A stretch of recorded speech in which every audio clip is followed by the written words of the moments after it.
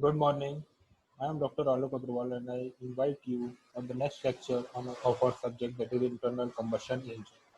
Today's topic is valve timing diagram.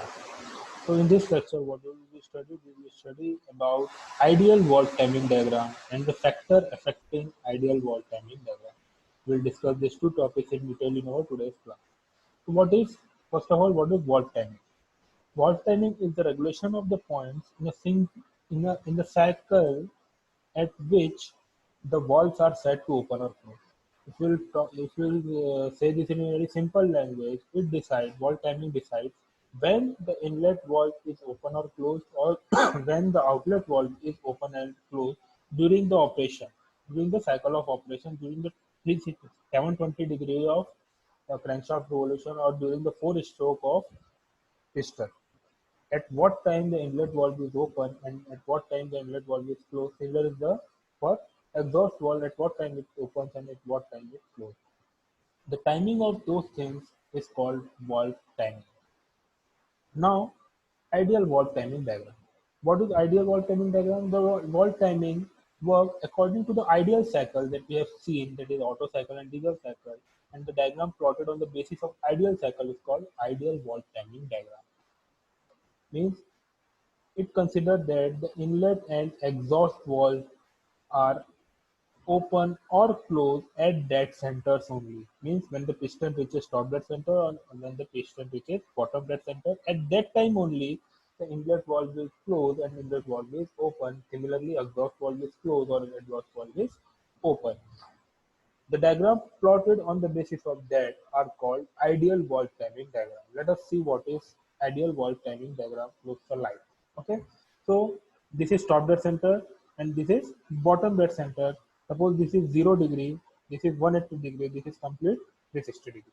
Okay, so when we start the cycle starts when the piston is at the top dead center.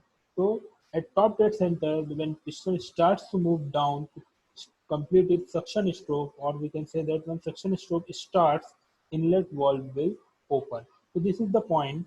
So this is the point where the inlet valve is open when piston is at the top dead center. This IVO represent inlet valve open. Okay, so inlet valve open at TDC at the start of suction stroke according to ideal cycle. It will remain open till the piston reaches bottom dead center where the inlet valve close, that is IVC, inlet valve close. So according to ideal condition, what is happening? Inlet valve starts open at at the start of suction stroke when the piston is at top dead center, and the inlet valve closes exactly when the piston reaches bottom dead center, or we can call it as the end of suction stroke. So during the 180 degree of revolution of crankshaft or one stroke of piston, inlet valve remain closed and outlet valve remain inlet valve remain open and outlet valve remain closed. Once the piston reaches bottom dead center, suddenly inlet valve should close, and during the compression stroke both the valve will close. During the expansion stroke again both the valve will close, and when there is a start of exhaust stroke, when piston is at bottom dead center after completing the power stroke, exhaust valve open. So here you can see that EVO, exhaust valve, is open at the end of at the start of exhaust stroke where the power stroke just end at bottom dead center. So what is happening? Exhaust valve should open when the piston reaches bottom dead center after completing power stroke, and it is going to start the final stroke, that is exhaust stroke, and the exhaust valve remains open till the piston reaches top dead center and exhaust stroke end. So this is called ideal valve timing diagram. Here again, fuel injection occur at top dead center when piston completed its compression stroke. Fuel injection spark ignition occur at that point only. Ignition start at that point only. Okay, or in case of SI engine, it is that is a spark. And in case of fuel injection, it is fuel injector. Okay, so this is how ideal valve timing diagram look alike. But it is not the actual case because there are other factors because of which the actual valve timing diagram cannot be same as that of ideal valve timing diagram. In actual, inlet and exhaust valve does not open and close at dead center. Actually क्या होता है कि जो inlet और exhaust valve है वो dead centre में open या क्लोज नहीं होते हैं, या तो पहले ओपन होते हैं या बाद में क्लोज होते हैं. तो जो दो factor, the two factors which govern the actual valve timing diagram and make it different from ideal valve timing diagram are, first one is mechanical factor. Now, and second one is dynamic factor that we will also discuss. But first of all, see what is mechanical factor. Because of this factor, we cannot make that inlet valve is open at top dead center and closes at bottom dead center. Similarly, exhaust valve is open at bottom dead center and closes at top dead center.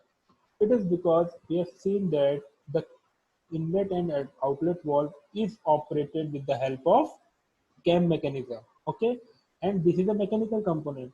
So operation of that mechanism will take some time, will require some time. It cannot be an instantaneous process.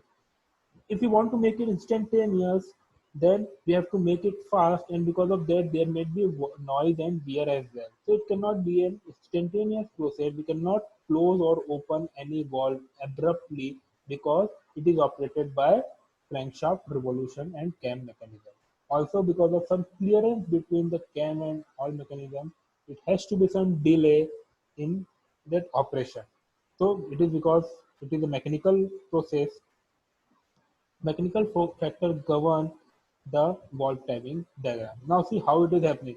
If valve has to be open completely at the suction stroke, then we have to start the opening of inlet valve before reaching piston to the top dead center. It means जब piston top dead centre में पहुंचने वाला है उससे पहले ही हमको start कर देना पड़ेगा प्रोसेस इनलेट वाल्व ओपन करने का. Otherwise what will happen at the time of suction stroke, when piston move from top dead center to bottom dead center, it may be possibility that the valve is not open properly, and because of that, less amount of air and fuel mixture will inducted into the chamber. So because of this mechanical factor, we have to make the valve open well before top dead center. Similarly, we cannot close the inlet valve at the bottom dead center because again it will take some time, and because of the inertia of the fluid we want that maximum amount of air and fuel will be inducted into the combustion chamber so that maximum amount of power is produced. So we will close inlet valve after BDC because because to allow large amount of fuel and air mixture to get inside it. So this is mechanical factor because of which we cannot make inlet valve open at TDC and exhaust valve is open at BDC. We have to make exhaust valve open we have to start exhaust valve opening before piston reaches BDC so that at BDC the exhaust valve will be completely open, and when piston start moving from BDC to TDC there will not be any hindrance for exhaust gases to go outside the engine, and less power will be required at that time to make vacant the combustion chamber through exhaust gases. Okay, so these are the mechanical factors because of which inlet valve should open before piston reaches top dead center, and exhaust valve should start opening before piston reaches bottom dead center. Another factor is dynamic factor which govern the valve mechanism because when the fuel air mixture or air will coming from inlet valve, it has certain momentum. Okay, what we want that maximum quantity of the charge get inducted into the combustion chamber to get maximum power out. जितना ज़्यादा charge आएगा उतना ज़्यादा power output हमको मिलेगा. तो we cannot abruptly close the inlet valve when piston reaches bottom dead center because there is a momentum of fluid which is coming inside the combustion chamber. That's why we make some delay in closing the inlet valve during suction stroke, and inlet valve will close after piston reaches BDC after some degree of length of revolution, so that maximum amount of charge will be get inducted into the combustion chamber. Okay. Similar is the case when exhaust stroke is happening. We cannot close the exhaust valve when piston reaches top dead center. We will make some delay in closing the exhaust port, exhaust valve, so that maximum amount of burned gases will go out of the combustion chamber, so that there is enough space for fresh charge to get inside the combustion chamber.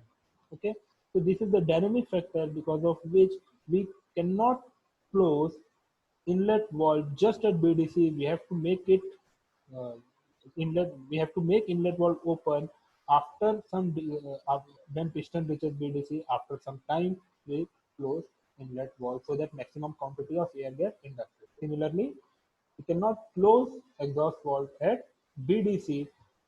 We will close it after some degree of revolution when piston reaches BDC so that maximum quantity of exhaust gas will inducted, sorry, taken out from the combustion chamber for making space for fresh charge. These are the two factors because of which actual valve timing diagram will be different from ideal valve timing diagram.